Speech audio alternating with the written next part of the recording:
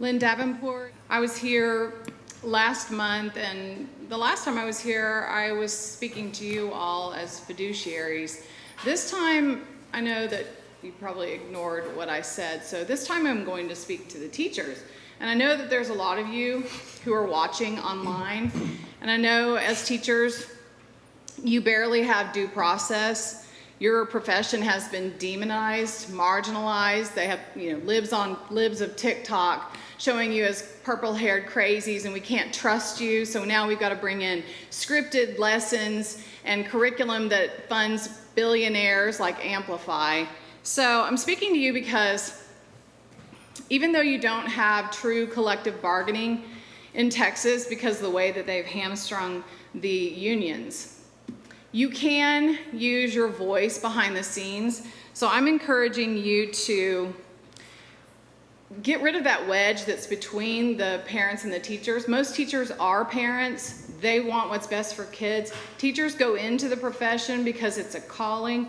So my encouragement is to feed intel to the parents. Tell them this junk that you're seeing in Amplify, because you know they're going to adopt it. They're going to do whatever the superintendent says. It's reverse of what it should be.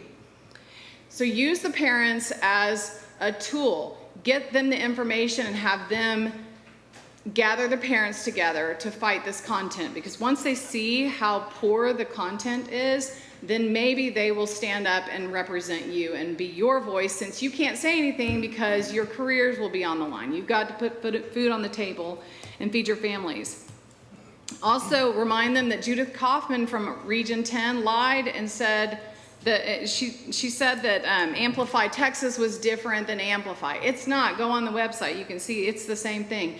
The TEA representative, Kristen Hull, who's now in HISD, but when she was at the legislature, she also lied.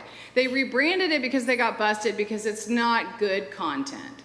You can read it yourself if you've gone down that rabbit hole and read the lessons. They're not quality instructional materials. Parents, if you're watching online, ask a bunch of questions, probe.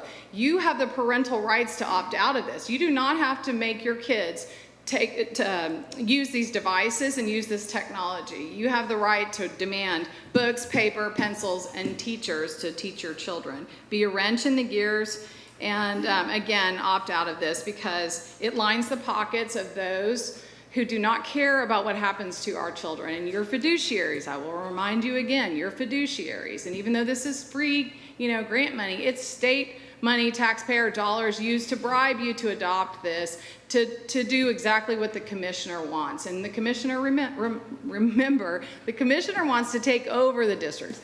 He does not want taxpayers to have a voice through the representative form of government. And I know you understand what I'm talking about based on your question that you asked last time. So that's all I have to say. I hope you'll do the right thing, but I'm pretty sure you won't. And so now we have to push back through the teachers and the parents. Push up from the ground.